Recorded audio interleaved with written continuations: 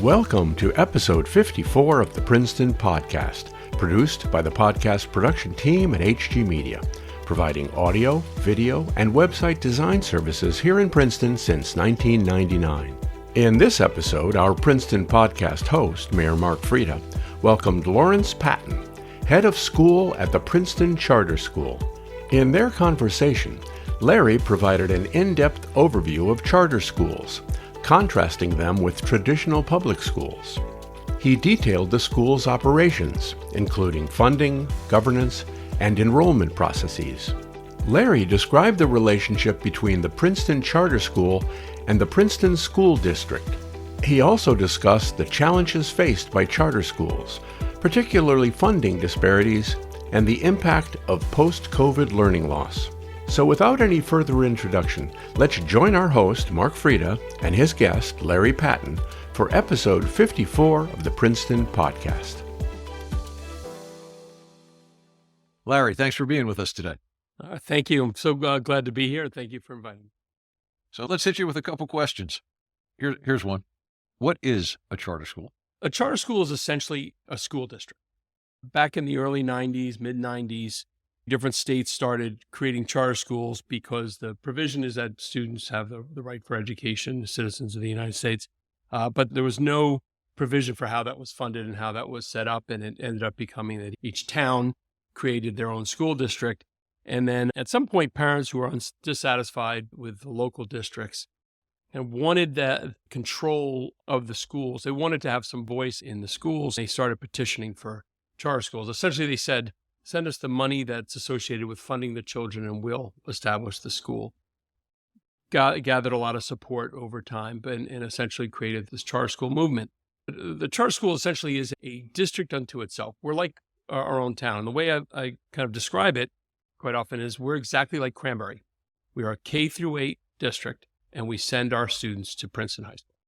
The board of the school is responsible for the governance and the fiscal oversight of the school.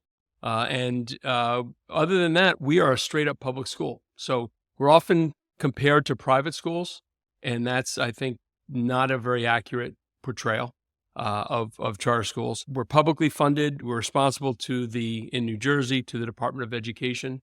All of our teachers are certified. We take state tests. We submit our budgets. They're online at the DOE. We're audited annually. Everything slightly different than large districts, but there's oversight, and we operate basically as a public school, as our own little city within a city. Well, okay. So here's I think the next logical and most asked question that I hear: why is there a charter school in Princeton? Yeah, so that's the question I get a lot, and I think it's an important one for us to think about. There's sort of two answers to that question. So why did it start initially? And then why is it still here? And, it's a funny question. So the first one's easy. Parents were concerned about transparency in the curriculum and differences in the curriculum among the different elementary schools and some issues with the curriculum at the middle school. They tried to initiate some changes and get some responses from the district at that time. This is 1996, say, 95, 96. This was pretty active. And they didn't feel that they were getting enough responsiveness, and along came this sort of Charter School Act, and they said, well, then we'll form our own school, and that was sort of the why then.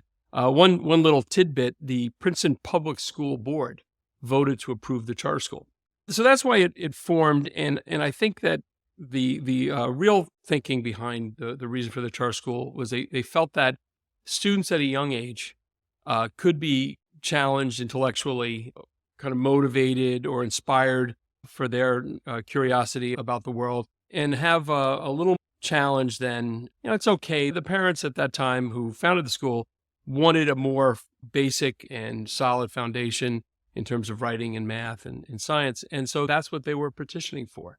And that's what formed the school. I think the bigger question is, why are we still around? Princeton's a fantastic district. Most all of our students, out of 50 graduating eighth graders, between 40, 45 are going to go to the high school. So we're one district in that regard. Our families are for the most part of the Princeton Public School District.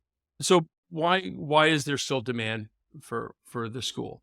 And I think we're just different. We're a different structure. And the most fundamental difference there is that we are a K through 8 school.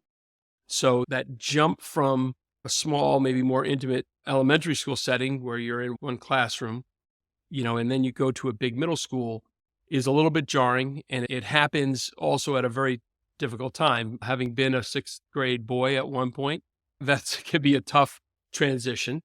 I grew up in Brooklyn and I went to a massive middle school and totally lost, nobody knew who I was and whatnot. Yeah. And when I think about the strengths of that K-8 structure, we know all of our students, and we're small. We have 424 students in the entire school. We know all of our students and families incredibly well. That not jumping from 5th grade where you're known to a middle school where you're maybe less likely just because of the structure. One of the things I say is that we have great teachers. Princeton has great teachers. I think all school districts have teachers who care and want to do well. One of the things that we feel strongly about is that we position, because we're so small, we're able to position our teachers to be very successful. So if you only have 50 students, you're going to know them extremely well. And that can happen at this scale. So that is one of our strengths. And I think ultimately that is what parents are choosing now. Princeton's a town that really values education, and our parents have chosen to be at the charter school, and we have a track record of performance. So that self-selection process certainly helps us a lot, and we've been benefited by that. So I think our success has also provided a choice for parents that they're seeking. And, at the really fundamental core of, to go back to what is a charter school? Charter schools are a choice within a town that is not a private school.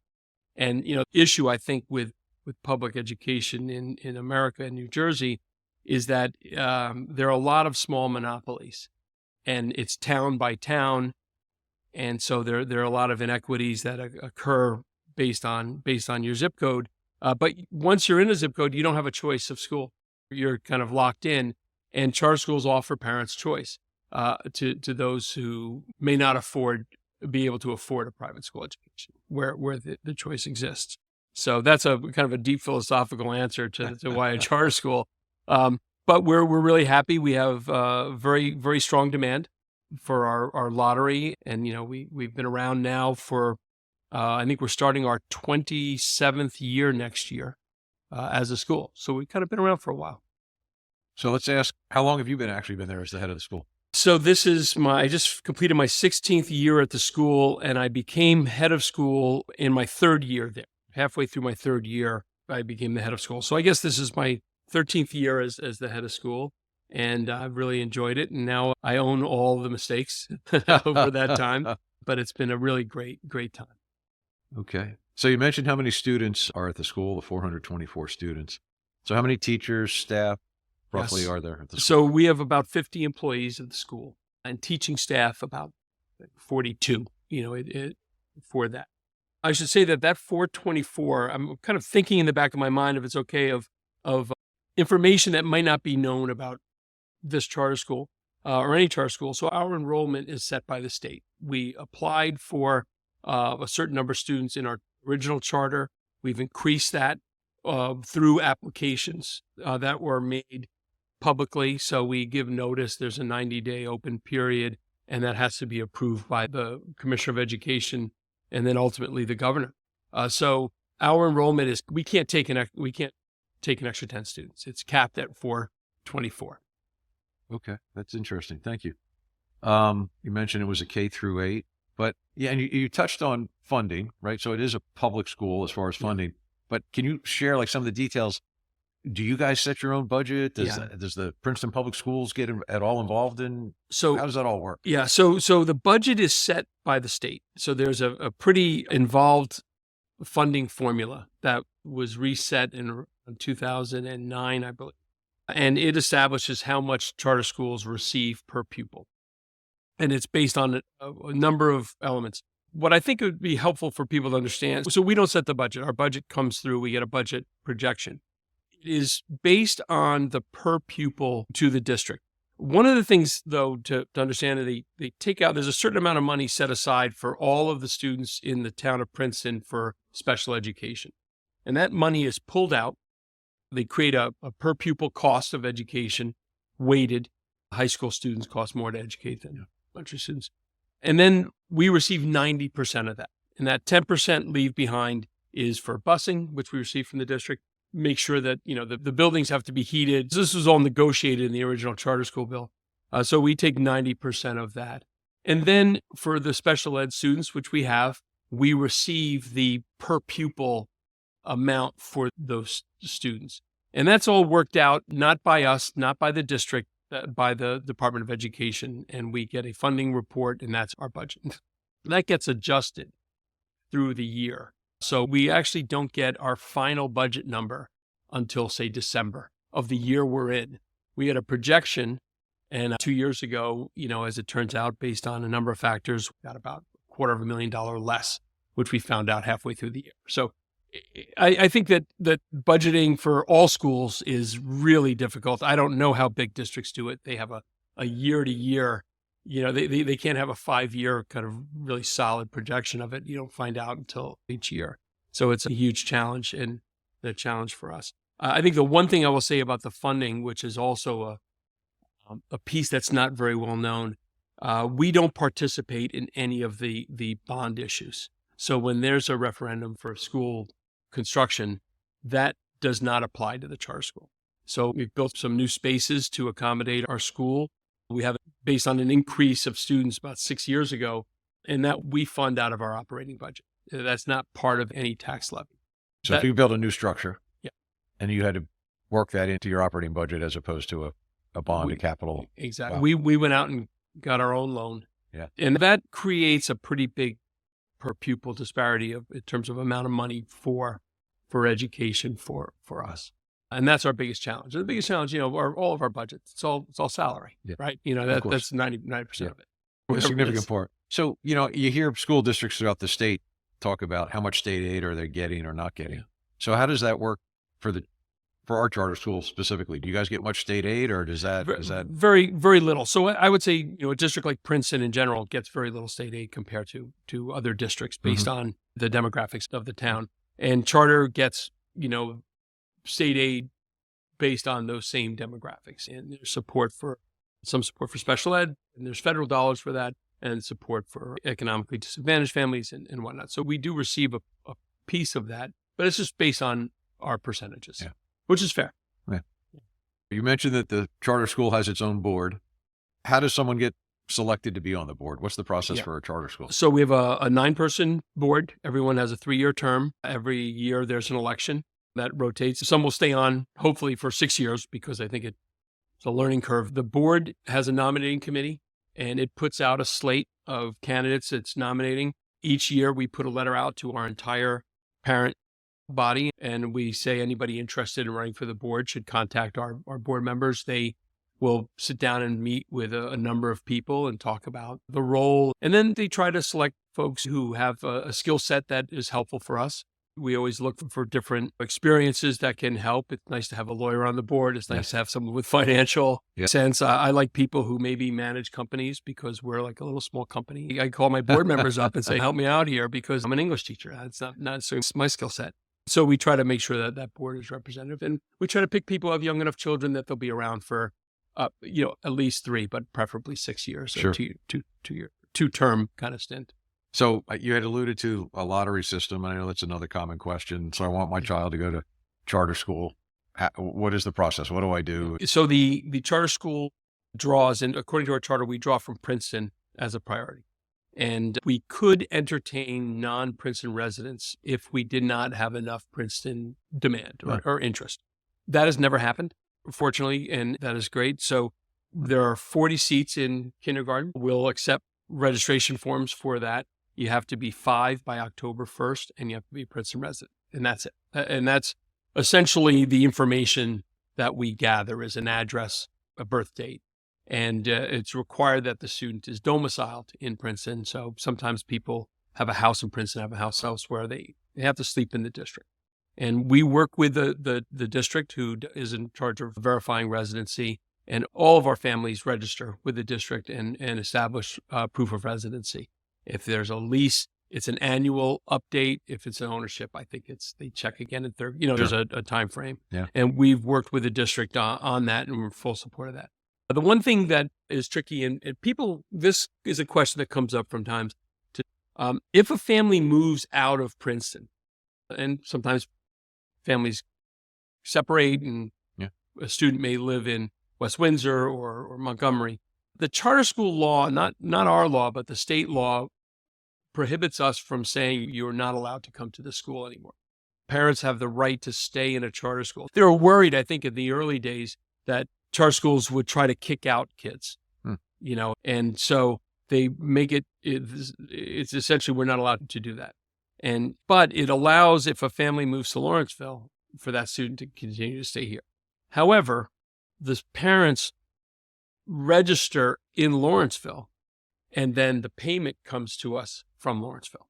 So we get the per pupil based on that formula that I talked about before from Lawrenceville. And we have a handful of students. Out of 424, we may have anywhere from 2 to 8 students. I think 8's been our highest number. I think 2 is, around where it's hovered as it comes out. But Princeton, doesn't pay for those students. The sending district does. Right. However, they can't get in from those districts. They can only get in as a resident here. And we try to check with that, and we're careful to make sure that those are real addresses. I know that that's a big issue. So if my child isn't selected in the lottery at the kindergarten level, can I keep trying at other grades, or how does you stay in it? The odds drop significantly. So we had about 110 applying for the 40 spots in kindergarten. In first grade, we add 2 spots. Yeah.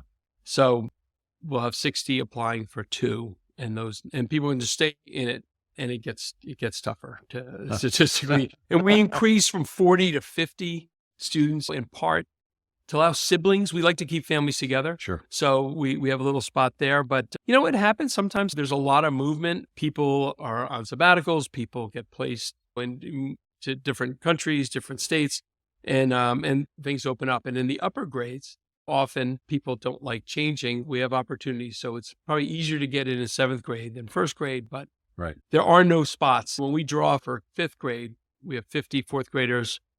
We have 50 people applying. We're just drawing to the wait list. Yeah. But people get in. Doesn't cost anything. It's strictly confidential. We don't let anybody know any of that information, Sure. Of course. Okay. So I know I've been invited and been able to attend a number of different events at the charter school, and I appreciate that. I've had a great time.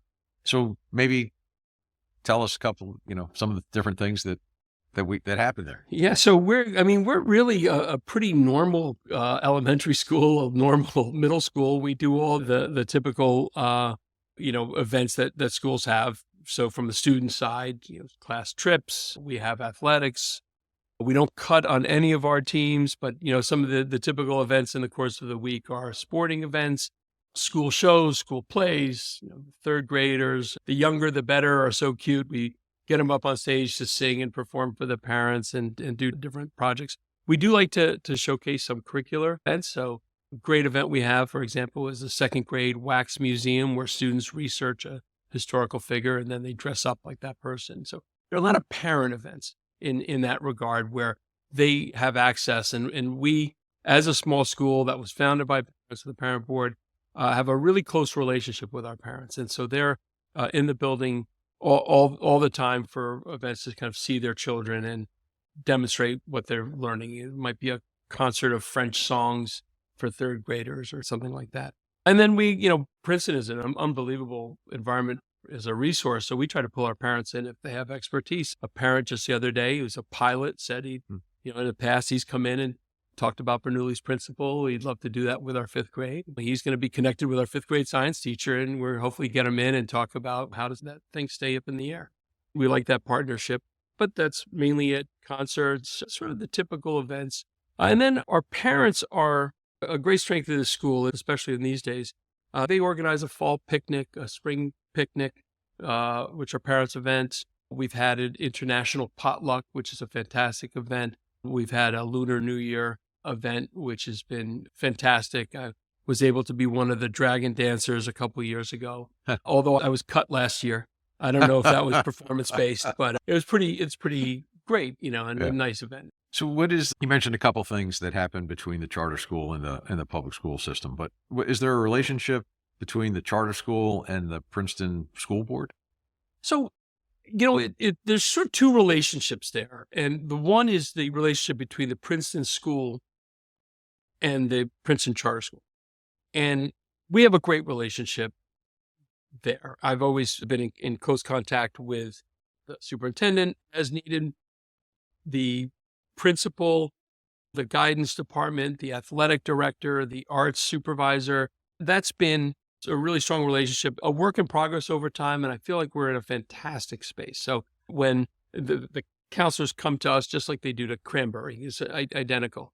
Tryouts, and our students go and are in the jazz band, the studio band, the orchestra, on stage, on the athletic fields. We're like all students, they get involved. And so the athletic director comes to our school and speaks to the 8th graders. The tryouts happen at our campus. So there's a really nice relationship, and we're in very close communication with the district. And that's always been great. The school boards have been a little bit of a different story. And I think in the early days, there was the sort of why there doesn't need to be a charter school kind of thinking. And I think that's fallen to the wayside. And then when we expanded, we added 72 students about 6 years ago. And that raised a lot of the same kind of issues as in the past. And that has died down. So I think that we're in a very good place with that. And there's a little less, how do we get rid of the charter school? 27 years later, I don't think we're going anywhere. There's high demand. And I think we offer a choice for parents of a slightly different kind of school. Right. So, Larry, what is the relationship between you as the head of the charter school and the superintendent of the public school district? So, again, a great question. We are both responsible for students in this district. And so I have a pretty open relationship with the superintendent. We have each other's cell phone numbers. We text, we call as needed.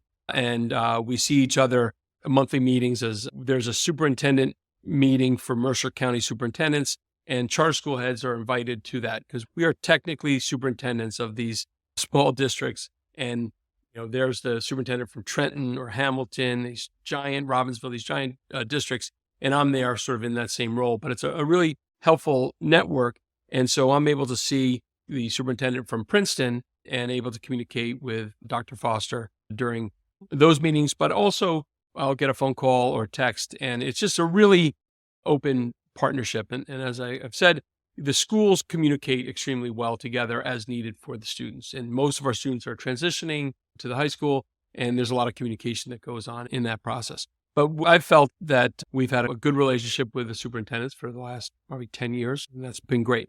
Well, that's good. That's good to hear. So what do you think? Just to kind of add to that, in terms of the school boards, and that's different, right? Because people are elected, but we've had some of our parents have been on the board. They're not our parents; they're the parents at the high school as well. Right. And we've developed over time, I think, a really good working relationship with the board. We try to communicate regularly. I think one of the things we agreed upon was to have probably 2 meetings a year. But different board members, like we're during our lottery, we're required to have an outside observer come in and make sure that it's all done above board. We've had Susan Cantor come in from the board for the last 7 years. She was when she started, she was, I think, president of one of the PTOs. But those being a little closer, I think, is much more helpful because one, it helps people understand who we are, as opposed to this, who knows what they're doing over there. So we're wide open. And I think that's been one of the things that I've seen over time that's been a nice improvement is more communication and more understanding between the two groups. Communication's important. So here's a question, which you can direct towards the charter school or to schools in general, but what are some of the significant issues and challenges you see in education? That's a great question. I think that the thing we're all wrestling with right now is the post-COVID impact. And I want to be careful about not just blaming COVID for all the issues that are out there.